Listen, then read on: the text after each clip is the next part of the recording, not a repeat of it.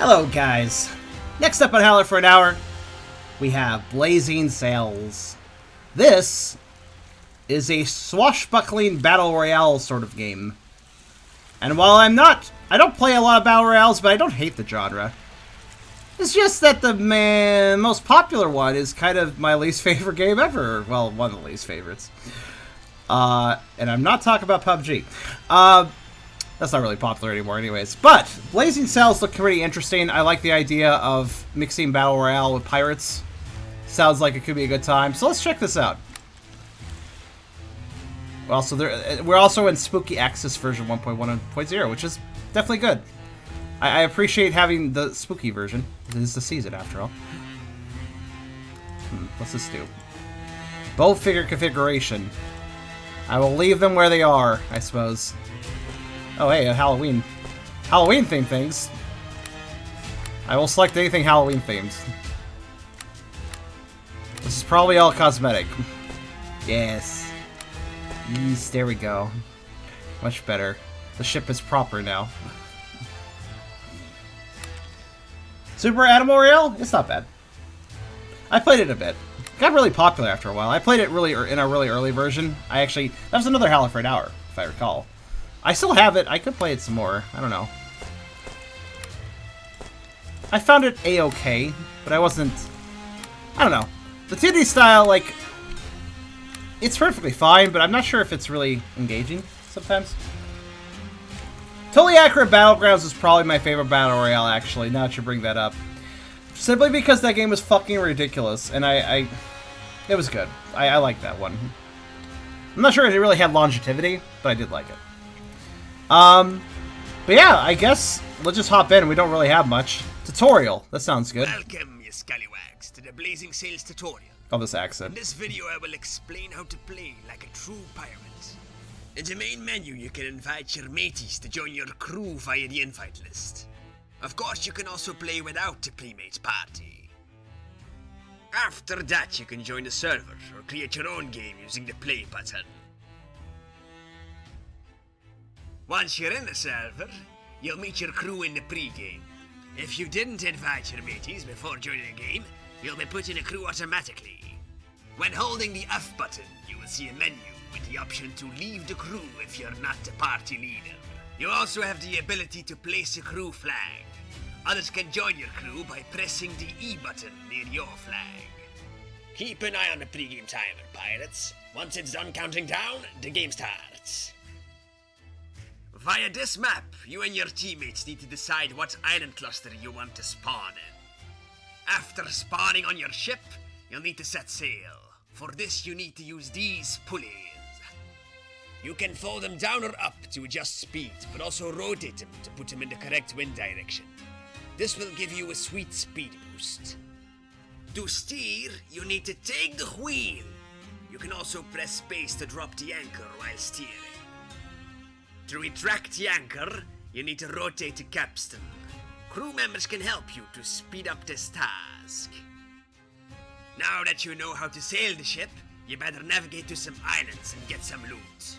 Use the map by pressing the M button and right-click on an island near you to set a marker. On the islands, you can find weapons and these resource crates that you need to smash open to get the loot. You can also look for treasure chests that contain rare weapons and loot. When you're done looting, you can teleport back to the ship by holding Q. When you're on a teleport platform, you will teleport faster. Once you're back on the ship, you better drop your loot in the deposit chest. This will distribute all your items across quick access points on your ship.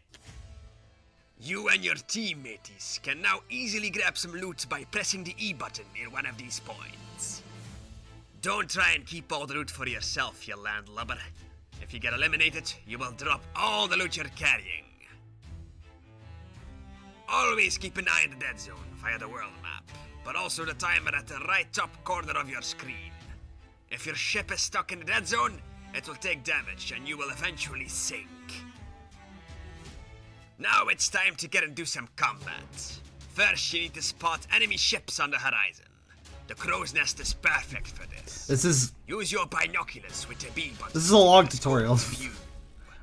But to be fair, there is stuff to Once another learn. crew has been spotted, you need to try and sink their ship. You can do this by firing the cannons or boarding their ship and pulling their cork. The cork? A In fucking a battle, cork? your own ship will probably also take damage. Sure, why not? You can repair damage by using your hammer and wood. At all times, keep an eye on your water level. When your ship's hull is completely flooded, it sinks and your crew is eliminated. You can get rid of water in the hull by using the pump. Don't panic when you get eliminated during a battle. As long as your ship doesn't sink, you and your crew mateys can keep respawning. Now Protect your spawn points. When your ship is the last one afloat, you win the Blazing Sailors match. Good luck, scallywags. Alrighty. Yeah, it definitely has some Sea of Thieves vibes. A game I would like to play. Haven't done so yet.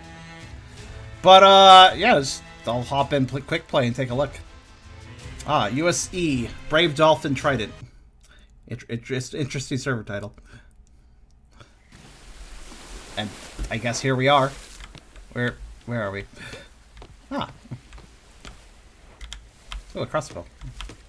Don't mind if I do. A pickaxe. Are these items are gonna bring into battle? Doubtful. Damn, those are sturdy barrels. Holy crap.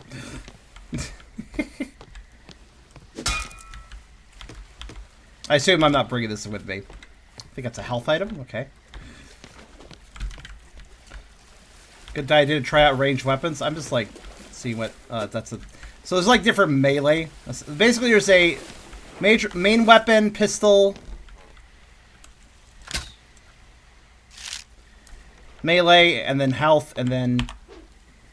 Oh no! It takes a little bit from Fortnite, I see. Well, let's hope that unlike in Fortnite, the crafting system is not the entire way to win the game. Because in Fortnite, it's like... The way people build in Fortnite actually, like, legitimately pisses me off. Where they can literally construct a gigantic tower in about 0.2 seconds to protect themselves. The whole reason I was never good at Fortnite, for my brief stint with it, yes, I did try it, no, is simply because... When I was playing it, I was just like, I felt okay with the main gameplay. I felt like bullet time was a little slow, kind of threw me off. But whenever I did get near the end, I always lost to somebody who had the building skills of a fucking god, and I never understood it. I never understood that sort of building.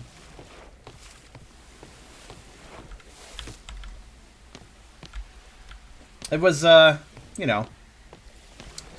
It's just dumb, you know? It just comes down to, oh, sorry, because I'm not good at building, I guess I can't win. Alright, cool. It's like, I don't know, man. It's like the gunplay in Fortnite doesn't even matter as much as the building play. It just, that's dumb.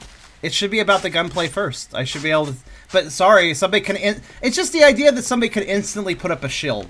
It just really pisses me off, I guess. I really consider it quite disbalanced. Being sniped from across the map at least takes skill. Building really fast also takes skill, but it's that sort of cheap skill, like learning how to like hack something so you can have an easier time playing it. You know, it's like it's one of. But yes, also the timer is not counting down. I have observed this myself.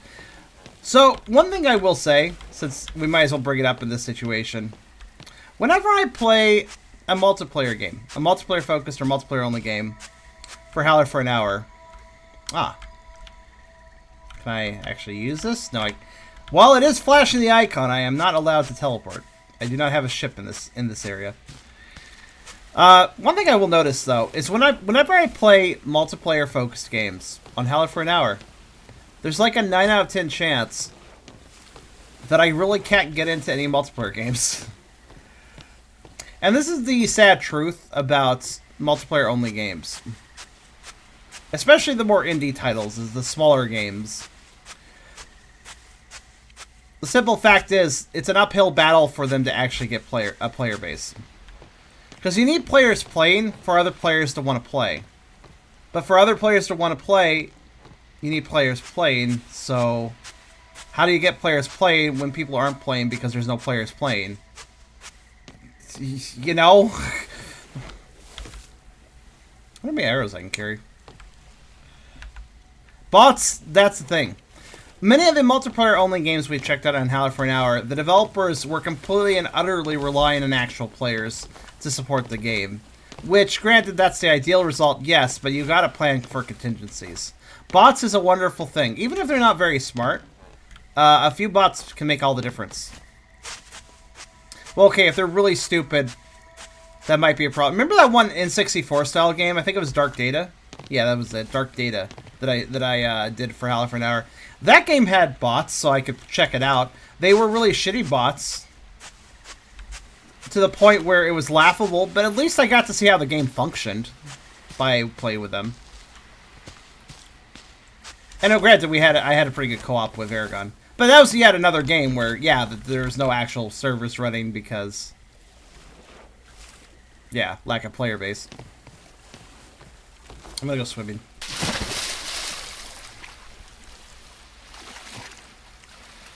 If the game won't start, I'll go to the game myself. Do I have a swimming meter? I don't seem to.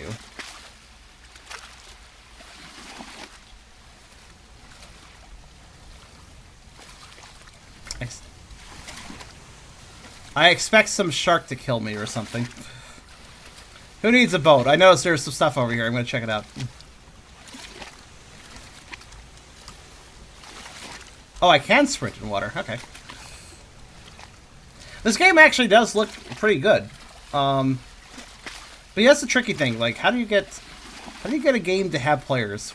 I think the trick is to start with a bot. I think that is the trick. You start with a bot. You start with a bot set, even if it's really rudimentary, but you make those bots happen. Because otherwise, how do you start? Like, you gotta build the momentum somehow. And unless the developers are, like, dedicating their own time to, like, starting up games and creating an active player base by themselves to get things kickstarted for a while, then the only other solution is bots, yeah. Well, I'm actually surprised it let me swim to another island. I actually didn't think I would be able to do that. But here we are. I don't know where we're at. Where are we at?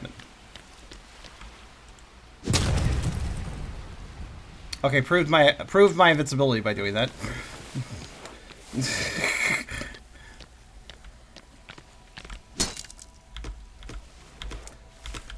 Fish ammo? I'm sorry? Fish ammo. Okay. I can't even look at the map. Map and teleport and, well, I can use binoculars. That might help a bit. Theoretically, I could still, explore the game.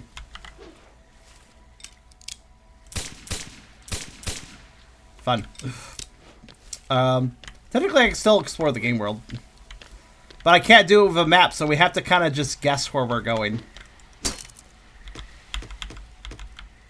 My hope is if I stall, maybe some random lonely player will show up and actually play with me. I guess technically we could raid this game. Or can we? Is this even released on Steam yet? Somebody check out Blazing Cells on Steam. I'm not sure if it's released yet. Ooh, exploring the world. It's Blazing Impact. What's Blazing Impact? Is that something else I played and I just forgot the name of it? It's entirely possible. Do you know how many Howlers there are? There's like over 300 now. I will totally forget some of them at this point. You have the Golden Kappa? What? I don't know what the hell. This game really looks like it took from other popular games, made it a Battle Royale, and it's magically expected to work. Correct me if I'm wrong, but while Sea of Thieves is multiplayer, you can totally play it by yourself, can't you? I know it's got both co-op and counter-op, but if I recall, it's also entirely playable by yourself. Because there's, like, monsters and shit. Right? Where's the Golden Kappa, by the way? Blazing Cells is on 29. What's C and D? What the hell is C and D?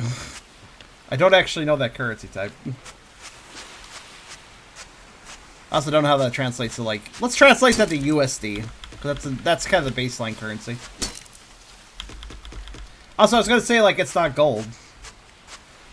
I think BTTV is maybe giving you false impressions or something. Is that the island I started at? No, that's a different island. Oh, there we go.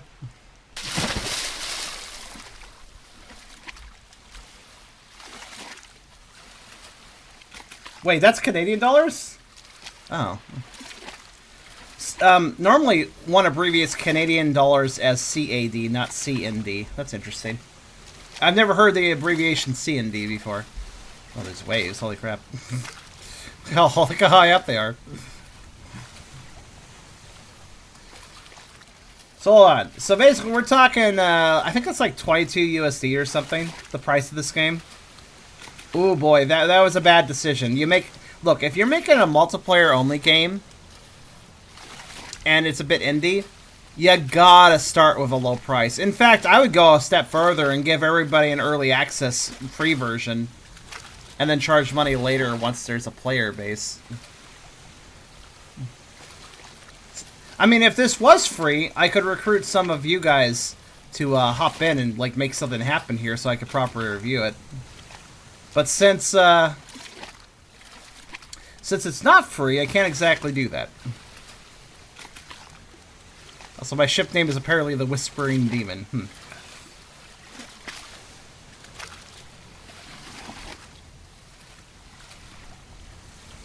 So what's this about? I'm gonna find out.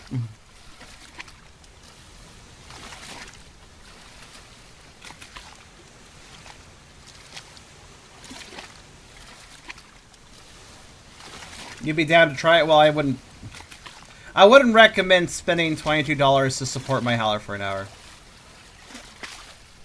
I mean, if you want to do a $22 donation, go right ahead. But I wouldn't pick up this game just to support me in a one-off. Also, I like how the waves... watch this. The waves get so high that you can kind of clip underneath them. It's going to happen again. Oh, God. These waves are just getting taller and taller as I go. I can't see where I'm going anymore. Well, I mean, I can, but...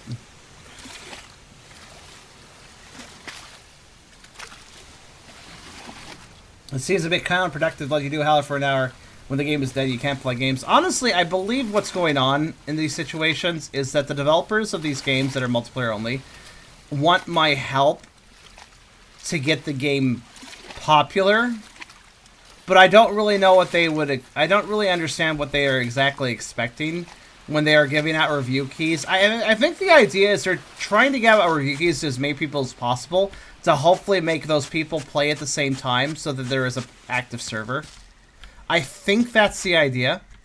Sushi, 2017 to 2020. Aw, cat died. It's cute there's a memorial for it, though.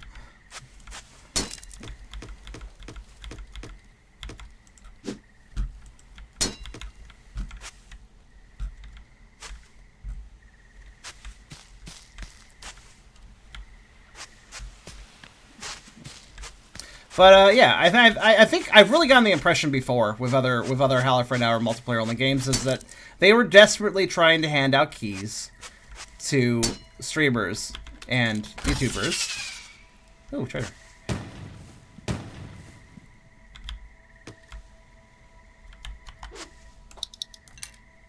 Fast sharpshooter rifle? I realized flintlock, quad barrel, flintlock. Wait, hold on. Isn't this a quad barrel? Yeah, I already had one. There's like some variation weapons, which like there's basic flintlock and there's like cool flintlock that has more barrels. It's better. But yeah, so yeah, that's the impression I get. The developers are trying to drum up business by getting review keys out. Honestly, though, I've never seen it to be enough. It's not enough to do that and hope that the people you've given review keys... Oh, I got a boat. No, wait. Does this kind of count as a boat? I feel like this kind of counts. I'll sell them this. I don't mind.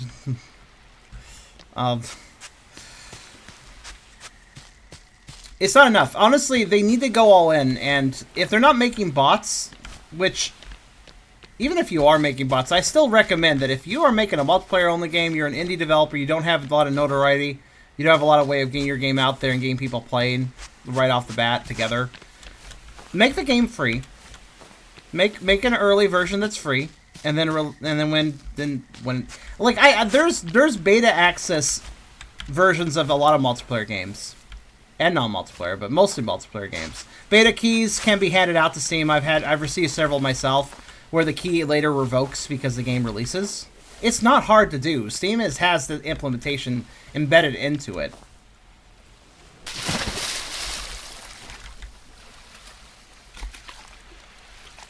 Super Battle Royale was a perfect example. It started out free, got people interested, got people playing, and then when it released, it's still doing fine. It's really confusing to me that developers would seek to make a multiplayer-only game without understanding the basic structure and compelling aspects of multiplayer gameplay. Like, you make a multiplayer game, you kind of need to understand how multiplayer communities work, you know? But a lot of people... It seems like a lot of developers make multiplayer games without considering that. So Forzen, one of the most popular streamers, streamed this game 8 months ago. And Steam charts say its all-time peak as only 254 people. So not even a big streamer could get that many people on. I wonder if that's a testament to this game being bad. For what I saw of the tutorial, which granted was just a video, I wasn't interacting with it.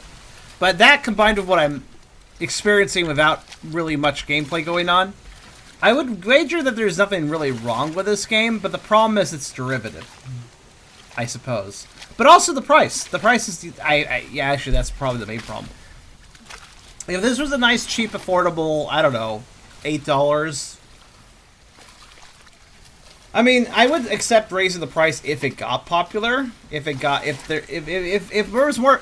this game got popular, not only would that support further updates, but also be a more tantalizing thing to check out. So at that point, I could understand raising the price. But honestly, begin the game free, then charge a little bit of money for it, and then if it does blow up, go ahead and do the price you wanted. But this seems like a developer is like, well, we put a lot of work into this, we want to charge this much for it. And it's like, yeah, you did put a lot of work into it. I can tell there's a lot of design that went into this, but you can't charge that initial price just right off the bat for a multiplayer game. You got to ease people in. A multiplayer developer shouldn't be focusing on an in-game price right at the beginning of their release. They gotta. It's like rearing a fucking child. You gotta build up that community. You can't just slap it down and say, "All right, go to college, you toddler." I don't know. It's just you gotta put some time and effort. You gotta invest into. That is a oh, that one movie. It's a reference to that one movie. I forgot the name of. Castaway, I think. Captain Fred. He was here 22 days and then I guess died. Jeez, Fred, you don't have much longevity. You got all these trees. You could probably figure out food sources. Seagull? Seagull.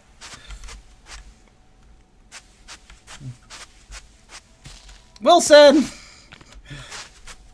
I mean, this gets cute. I like the little references and little details on each island. I assume there's only one map in this game. Like, I assume there's not several maps. Alright, I'm almost to my destination. My goal was this beacon. We're almost there now. It's only $2. It's only £2 cheaper than PUBG. Yeah, when you put it in that perspective, this really seems to be overreaching, doesn't it? It's like the developers thought this game was almost worth as much as PUBG, which,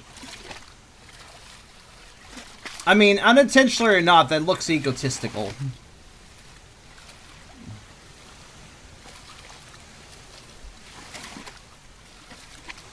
Wonder what's going on here. It looks like a weird lighthouse that has dark energy beaming out of it. I don't know. We're going to check out what's going on with this. That's going to be my conclusion. I am trying to create compelling content with this multiplayer game that I'm playing by myself. I mean, at least we're not locked to the starting map. A lot of battle royales will just lock you to one location, little hosting area before the game starts. But this game doesn't seem to give a shit about that, so I'm just able to go out, which is good. It lets me check out things a bit more. Huh?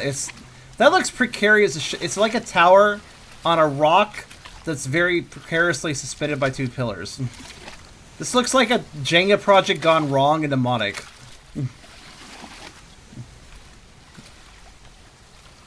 Yes, I would absolutely build a house underneath this. That seems like a great idea. That won't end in my death or anything. Oh, it's a trident. Oh god, you're right. Kind of? Actually, I don't quite see it. Oh wait, I do see it. Now I see the third prong. It looks kind of craggly and bent, but okay.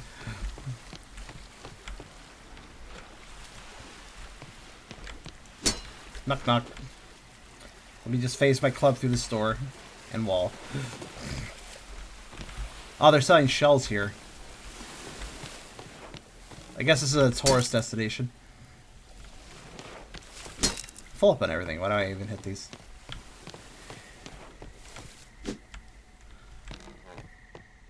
I mean, again, there seems to be some world design going on here.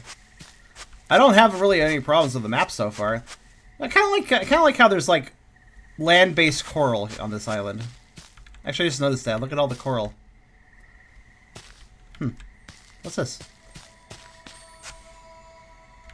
That looks like something that might teleport me back to base. I'm not gonna mess with that.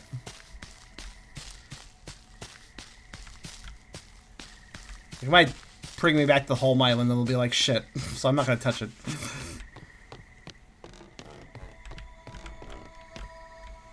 At least not yet. Yeah, see, there does seem to be some good design going on here. But all the good design in the world doesn't really matter if you put a restrictive price on your game. You can maybe get away with that on a single-player game, that you might still get some cult following going on if the game's good enough for a single-player game that seems a bit overpriced. But for a multiplayer game, I really must ask, what the hell are you doing? So how do I climb this trident? Because that's obviously a goal here.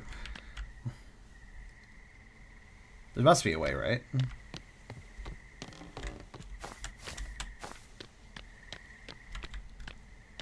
Maybe not, I don't know.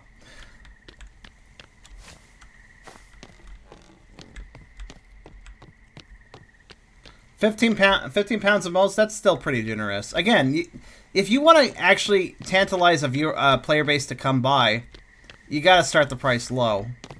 You have to realize another reason you got to start the price low is you got to actually attract a fair number of people all at the same time. So you release your game with a low price, a number of people are going to take the plunge together. And that's very important, because if you make the price even, like, normal rather than really good, like, if you make it a little teeny high, like, just not even, like, high necessarily, but if you make it a bit much for a completely new game, then the people you're going to get is going to be a very low number of people, and with that, you're not going to have that many people playing, so the experience is going to be not good. You're not going to have people playing much, and they're going to drop off because there's not much to play. But if you have a really tantalizing price, you're going to get a whole good audience going, and at that point, your game has a chance to have that large player base at least for a time, and then we can test whether or not the game is worth people's time. If it is, people will stick around. So basically, the game needs to start out as a good value. If you're an indie developer making a multiplayer-only game, your game needs to be a good value. That's why I recommend start with a beta, make it free. That way, there's absolutely no obligation for people to risk their money to try to enhance your player base. That is really the best way to do it. Okay, what is this? What does this do? I really wonder what this does. Tutorial didn't go over it. It kind of looks like a warp destination, but can't use it. Oh, well, okay, actually, I see. My teleport thing is flashing, so I guess that might let me go to that island. Looks like a warehouse island, or it has like docking cranes. It looks like my teleport metal might let me go there. Again, though, the teleport metal, the map, they don't actually work in pre-game like this. Huh, there's no fall damage. Well, again, we've determined by now that I'm invincible, so. But yeah, it looks like a fairly looks like a reasonably promising project as far as the actual experience. It looks like something you could have fun with, but unfortunately, there is no fun to be had, really. Unless you want to turn this into a walking slash swimming simulator, like I was doing. There's really not much to be had here, though, because, well, as we discussed, prices are restrictive. And for a multiplayer game, that can be a death knell. This game is unlikely to ever really have a player base. So, take one last look at a kind of effectively a game that's never meant to be, essentially. It's kind of surreal, actually, when you think about it. Here's a game that has all this design that will never be seen because it just had the wrong model. Well, but anyways, that's all I can do for showing you guys Blazing Cells.